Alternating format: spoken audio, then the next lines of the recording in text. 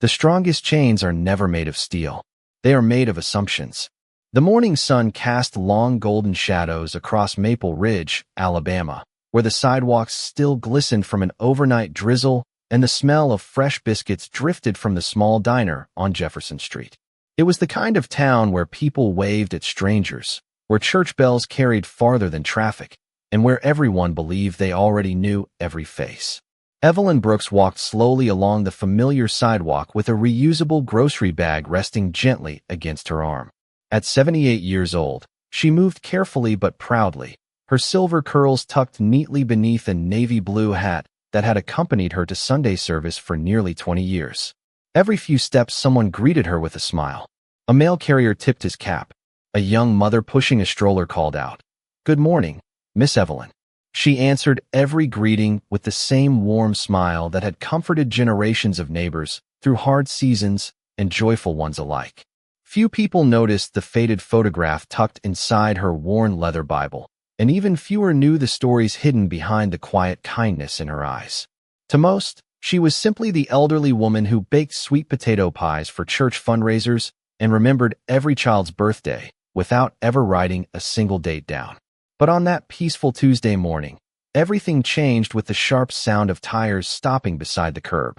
A white patrol SUV rolled to a halt only a few feet away, its flashing lights reflecting against the storefront windows and drawing curious glances from everyone nearby.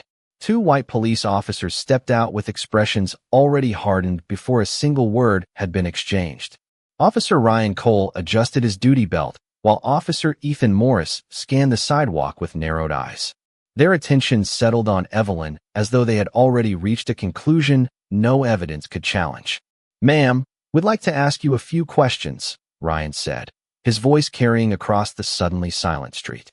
Evelyn looked up calmly, offering the same gentle smile she gave everyone else. "Of course, officer. How can I help you?" But the conversation never unfolded the way anyone expected. Within moments, whispers spread through the crowd gathering outside the grocery store. Someone lifted a phone. Another customer quietly stepped backward. The peaceful rhythm of the morning disappeared beneath a growing cloud of confusion. Evelyn remained remarkably composed, her hands resting peacefully in front of her as she answered each question with quiet respect. Yet the officers exchanged skeptical looks that only deepened the unease surrounding them.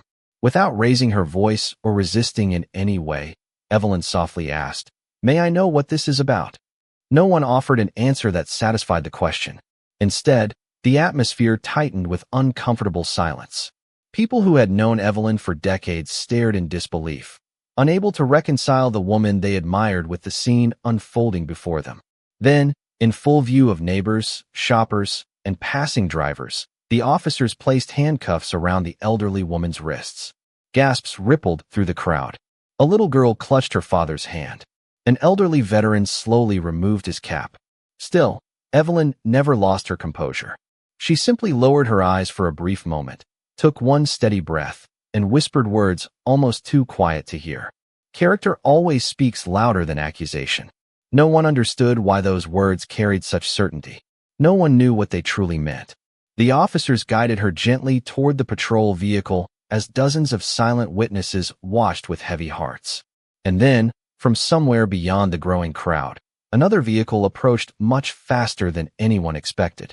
A black sheriff's SUV turned the corner, brakes stopping hard enough to send gravel scattering across the pavement. Before the engine had fully gone quiet, the driver's door swung open. Sheriff Daniel Brooks stepped out, took one look at the elderly woman standing beside the patrol car, and froze as the color drained from his face. Sheriff Daniel Brooks did not move for several long seconds. The sounds of the town faded beneath the pounding of his own heartbeat as memories he had not visited in. Years rushed back with startling clarity. He no longer saw flashing patrol lights or the anxious crowd gathered outside the grocery store. Instead, he saw a small white farmhouse sitting on 5 quiet acres just outside Maple Ridge, where an old wooden porch creaked beneath every step and the scent of cornbread drifted through open windows every Saturday afternoon. 40 years earlier, that porch had become a sanctuary for a frightened 12-year-old boy who had lost everything he thought a child should never lose.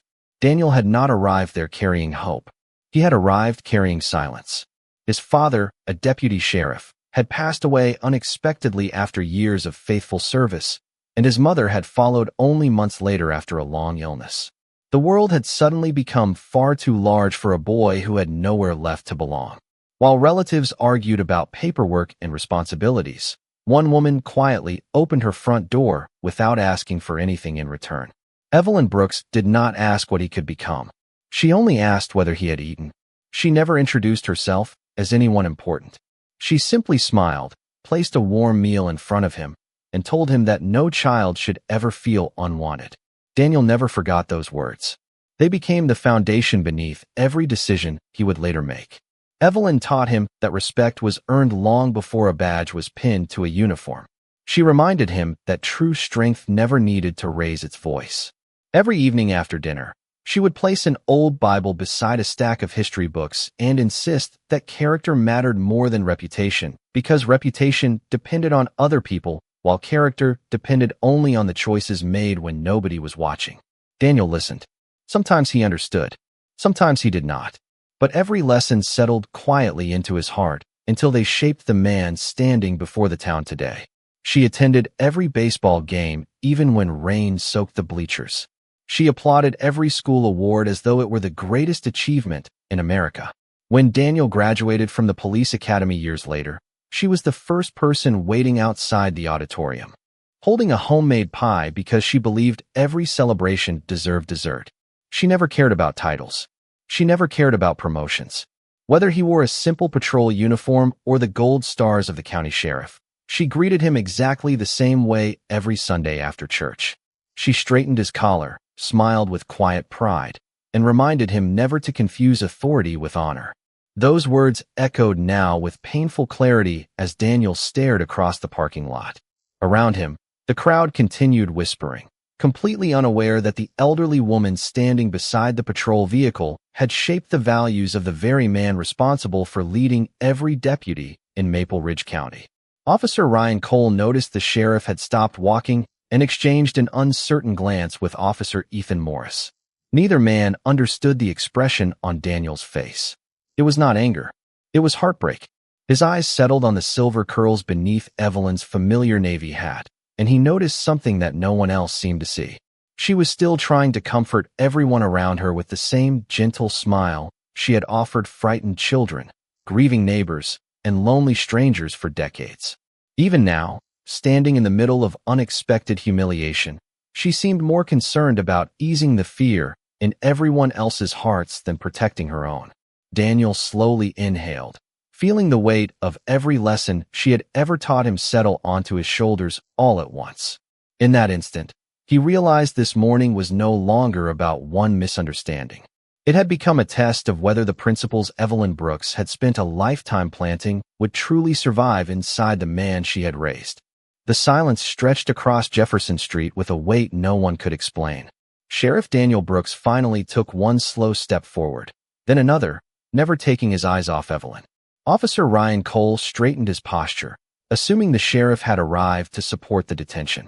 "Sheriff," Ryan said confidently, "we received a report concerning suspicious activity involving this individual. We secured the situation while waiting for verification." Daniel did not answer immediately. His gaze drifted from Evelyn's calm face to the handcuffs resting around her fragile wrists.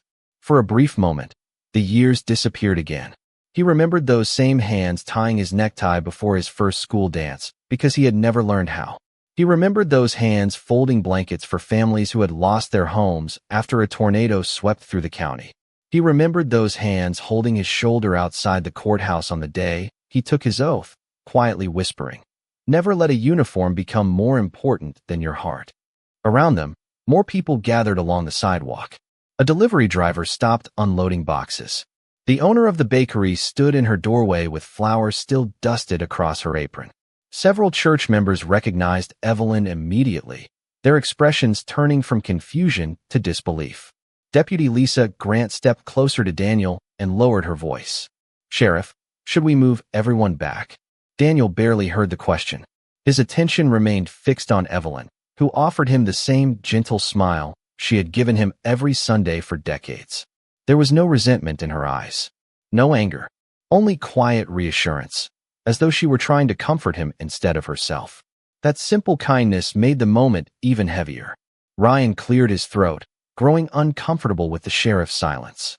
"Sir," the caller stated, an elderly woman matching her description was seen placing merchandise into her grocery bag without paying. "We followed standard procedure." Daniel slowly turned toward him. "Did either of you personally witness that happen?" Ryan hesitated. "No, sir. We responded to the report."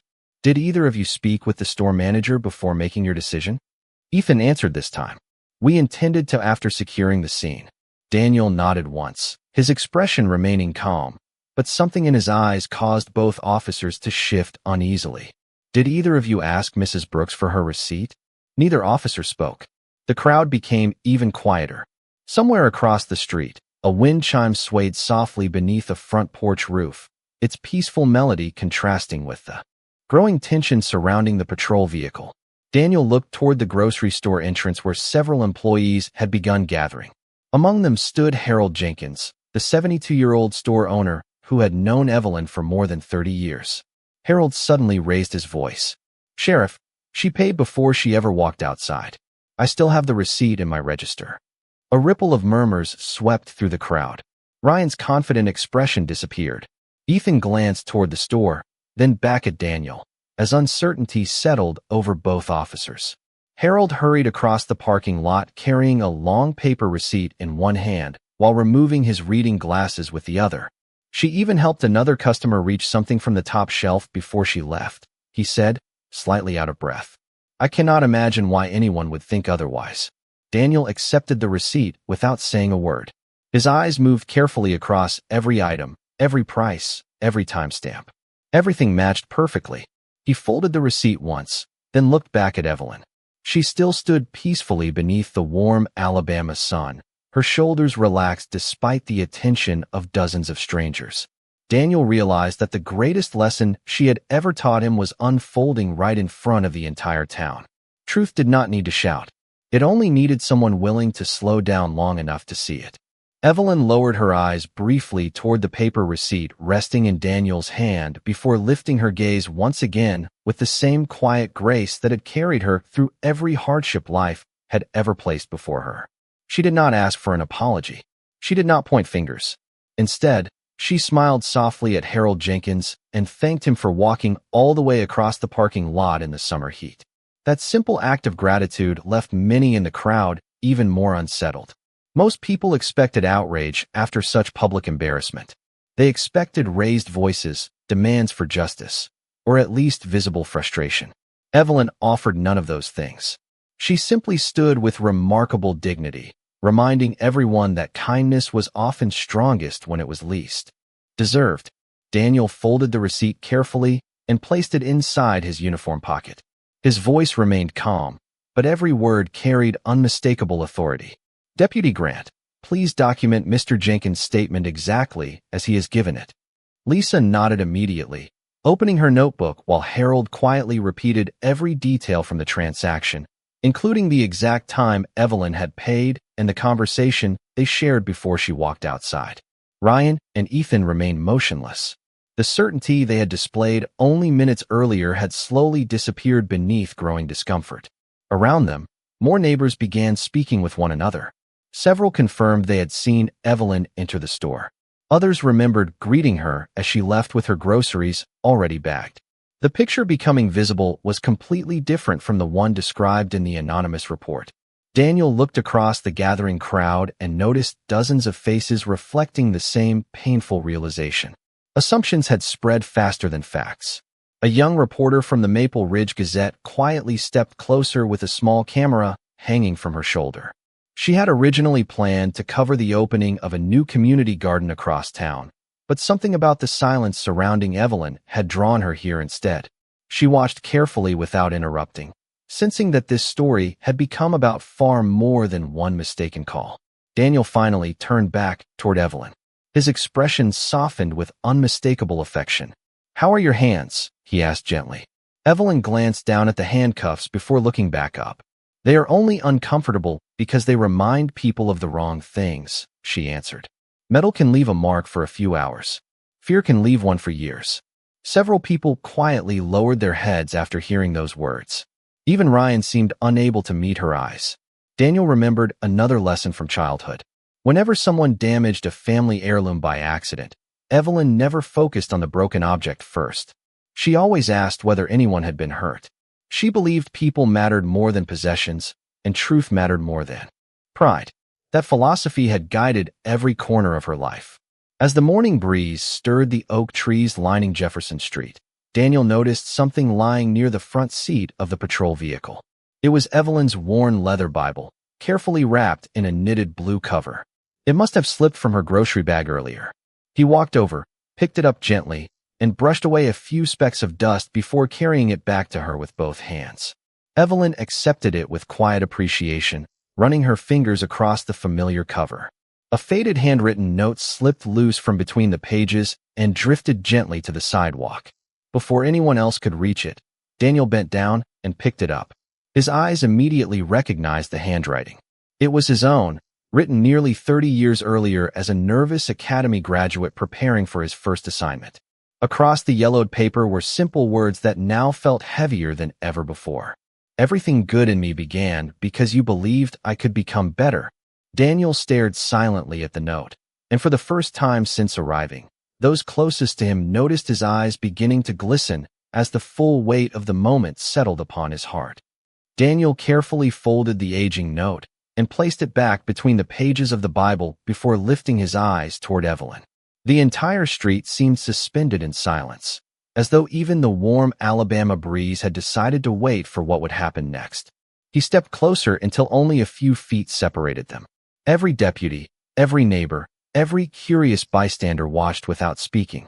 Then, with slow and deliberate respect, Daniel reached toward the handcuffs. "Deputy Grant," he said quietly, "please remove these immediately." Lisa did not hesitate. She retrieved the key with slightly trembling hands and gently unlocked the restraints. The soft click echoed far louder than anyone expected. It was a simple sound, yet it seemed to release something much heavier than metal. Evelyn slowly lowered her hands and gently rubbed her wrists, not with bitterness, but with the calm patience of someone who understood that healing often began long before anyone realized it. Daniel took one careful step forward and, without concern for the uniforms or cameras surrounding them, wrapped his arms around the elderly woman in a respectful embrace. "I am so sorry, Mother," he whispered, his voice barely stronger than the breeze moving through the oak trees. Gasps spread across the crowd. Several people looked at one another in complete disbelief. The reporter lowered her camera for a moment, stunned by the single word that had transformed the entire morning. Ryan stared at Daniel, clearly confused. Ethan blinked several times as though trying to understand what he had just heard. Daniel slowly stepped back, but kept both hands resting gently on Evelyn's shoulders. "I need everyone here to understand something," he said, turning toward the growing crowd. "This woman is not my mother by birth. She became my mother by choice. When I lost everything as a boy, she gave me a home. She gave me hope. She gave me the values that every badge in this county is supposed to represent." The silence deepened. Harold Jenkins quietly removed his cap. Several church members wiped away tears they had not expected to shed that morning. Daniel continued, his voice steady but filled with unmistakable emotion. "Every lesson I have ever shared with a young deputy about integrity, compassion, and respect began in her kitchen. Every decision I have made as sheriff has been measured against the question she taught me to ask. Does this protect people, or does it simply protect power?" He paused, allowing the words to settle over Jefferson Street. "If the answer is power alone, then it is the wrong decision." Evelyn gently touched his arm. "Daniel," she said softly, "do not carry all of this alone. Every person can make a mistake. What matters is whether the mistake becomes a lesson or an excuse." Her voice remained warm, free from accusation. Ryan lowered his head, unable to hide the shame spreading across his face. Ethan shifted uneasily, replaying every decision that had led them to this moment. The anonymous report, the hurried assumptions, the questions they never asked, the receipt they never requested. Piece by piece, they realized how quickly certainty had replaced careful judgment. Daniel looked toward both officers. "This is exactly why every investigation begins with facts," he said calmly. "Not appearances. not assumptions. Facts. Neither officer attempted to defend himself. There was nothing left to say. The evidence, the witnesses, and Evelyn's quiet dignity had spoken far more clearly than any explanation could. As the crowd stood in thoughtful silence, the reporter slowly lifted her camera once more, but instead of focusing on the deputies, she centered her lens on Evelyn's peaceful expression. She understood that the real story was no longer about a misunderstanding outside a grocery store. It was about a woman whose grace had revealed the character of everyone around her, and a sheriff who had just reminded an entire town that the highest form of authority was not found in a badge, but in the courage to honor the person who had first taught him what justice truly meant. The atmosphere along Jefferson Street slowly shifted from shock to quiet reflection, but Sheriff Daniel Brooks knew the story was not yet complete. A misunderstanding had been corrected, yet one important question still lingered in the minds of everyone standing there. Who had placed the anonymous call that started everything? Daniel turned toward Deputy Lisa Grant with the calm focus that had earned him the respect of the county over 2 decades. "Please contact dispatch," he said. "I would like the recording of the original call and every detail that came with it." Lisa nodded and stepped a short distance away, speaking softly into her radio while the crowd remained unusually still. Evelyn stood beside Daniel without saying a word.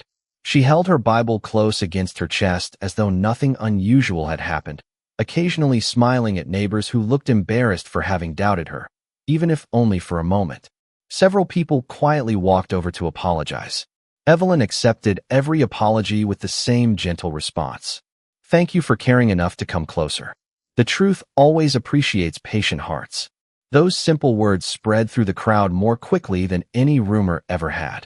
A few minutes later, Lisa returned carrying a small department tablet. "Sheriff," she said, "dispatch preserved the recording." Daniel listened carefully as the short audio played through the speaker. A nervous voice claimed an elderly woman had walked out without paying and insisted officers should respond immediately. The caller never identified himself, never spoke with store employees, and ended the call before dispatch could ask follow-up questions. Daniel remained thoughtful. "Can dispatch trace where the call originated?" Lisa nodded.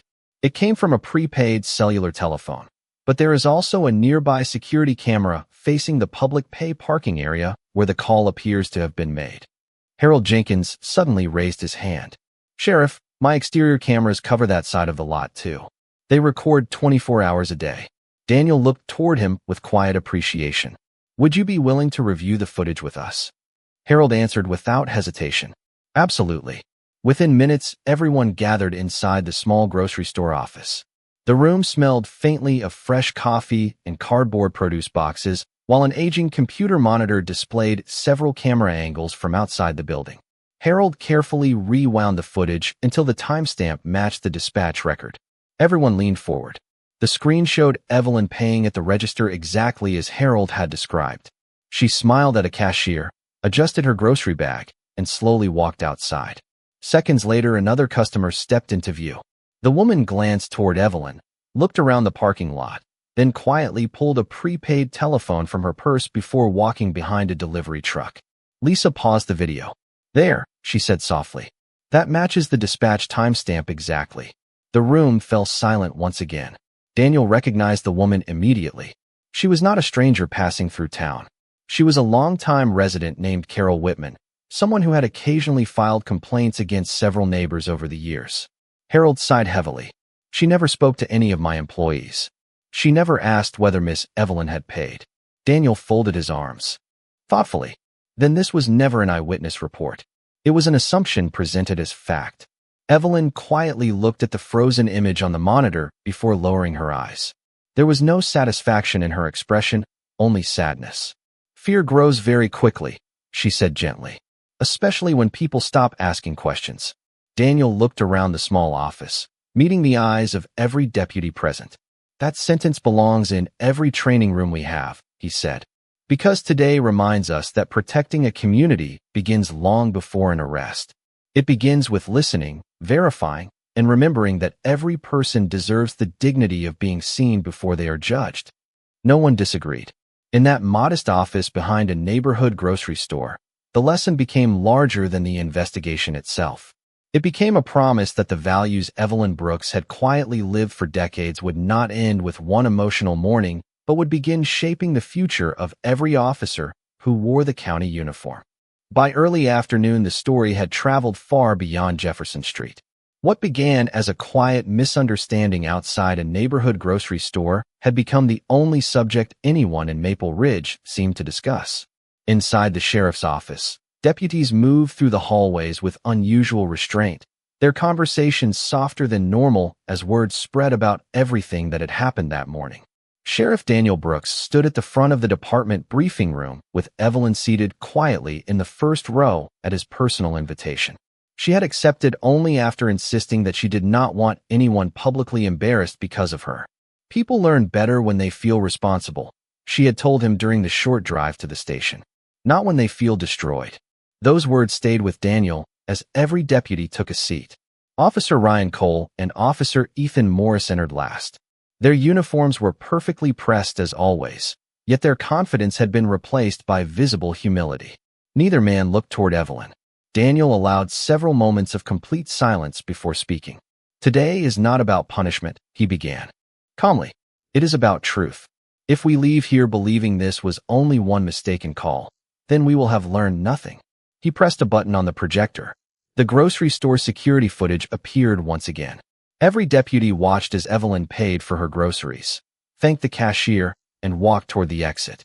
The video continued until Carol Whitman quietly made the anonymous call without speaking to anyone inside the store. Daniel paused the recording. Tell me, he asked the room, at what exact moment did evidence become certainty? No one answered. He let the silence linger. It never did. He looked directly at Ryan and Ethan, but his voice remained respectful. You responded to a report. That was your duty. What happened afterward is what matters. A report is the beginning of an investigation, not the conclusion. Ryan slowly stood. His voice carried genuine regret.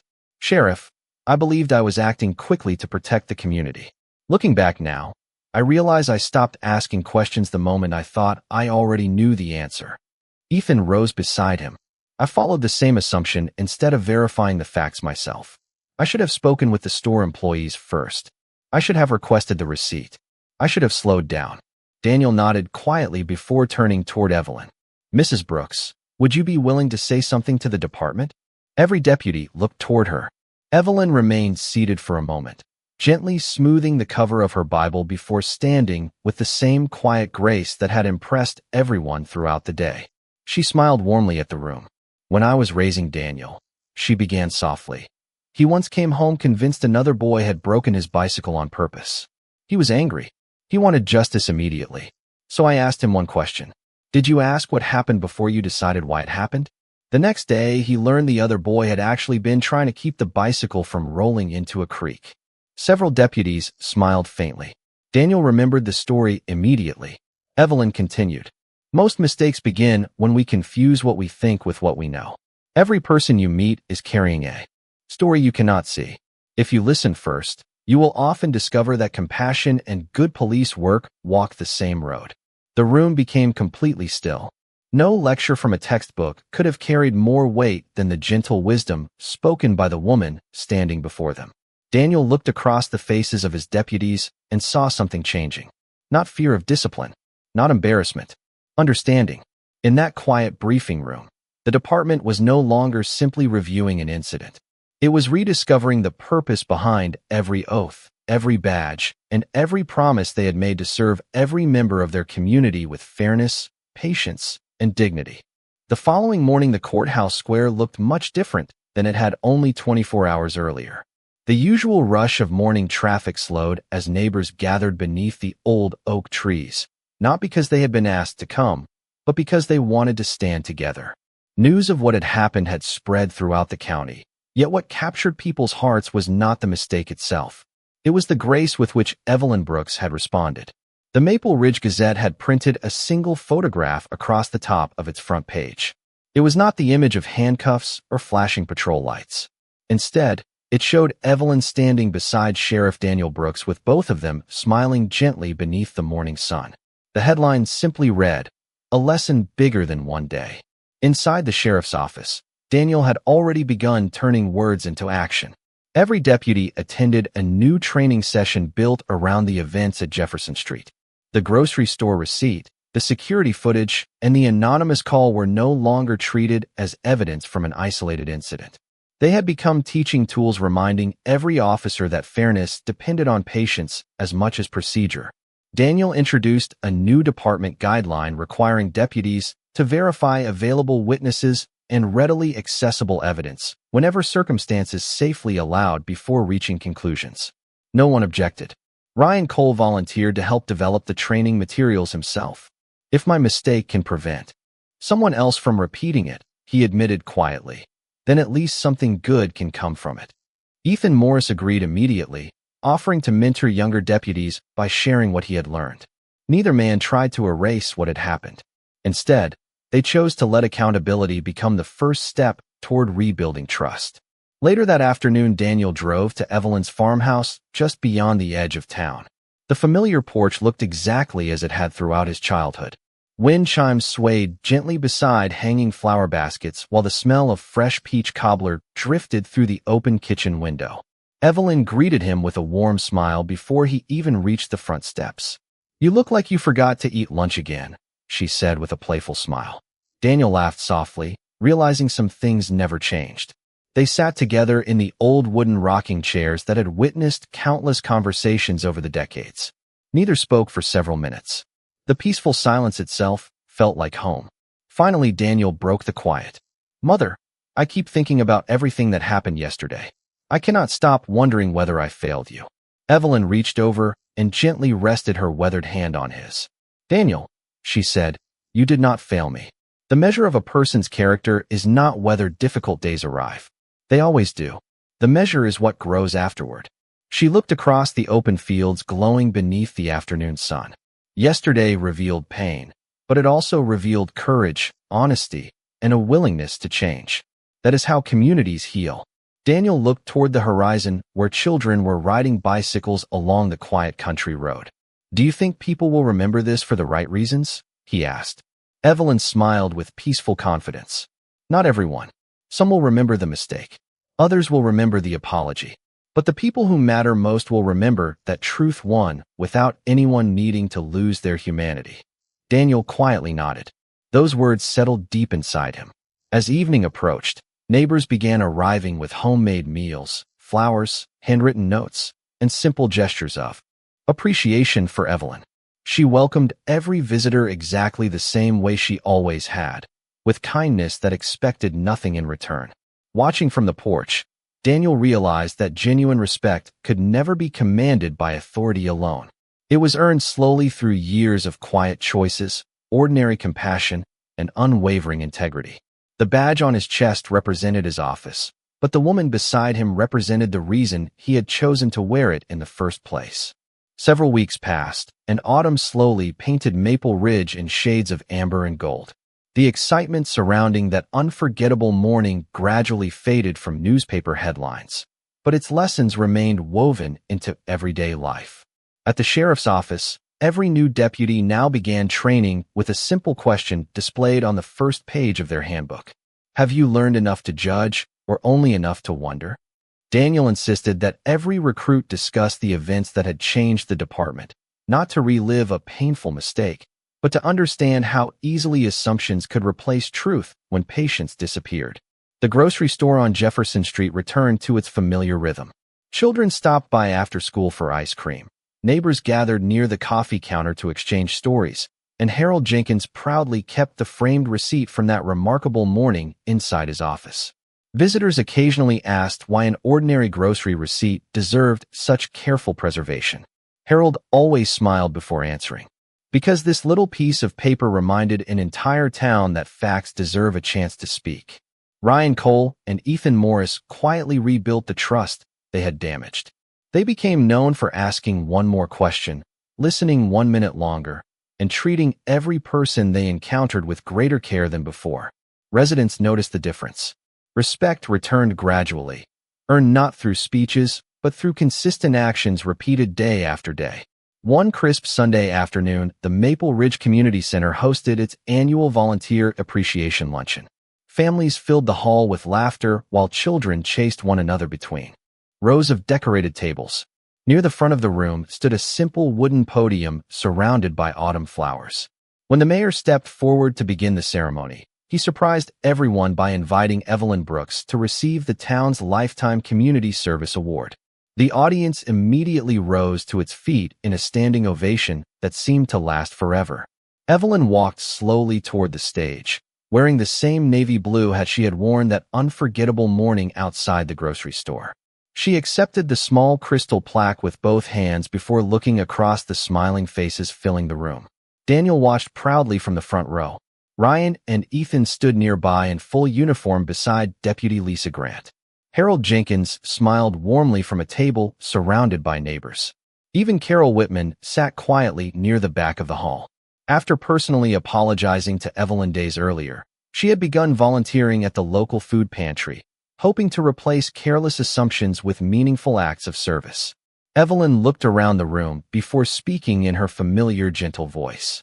"People often believe that strength is found in never making mistakes," she said. "I have lived long enough to know something different. Real strength appears when honest people are willing to admit a mistake, learn from it, and choose a better path together." The room remained completely silent. Every one of us carries the power to make another person's day brighter or heavier. We make that choice every morning before we ever leave our homes. She smiled toward Daniel, and he smiled back with quiet gratitude.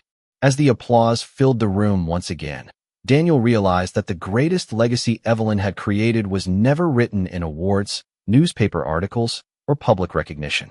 It lived inside people whose lives had been changed by her example. Walking outside together beneath a sky glowing with the colors of sunset, Daniel gently offered his arm, and Evelyn accepted it with the same warmth she had shown him since he was a frightened boy searching for a place to belong.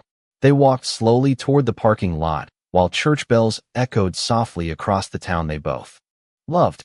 In that peaceful moment, the badge resting over Daniel's heart seemed lighter than ever before because he finally understood that the highest honor he would ever carry was not sheriff.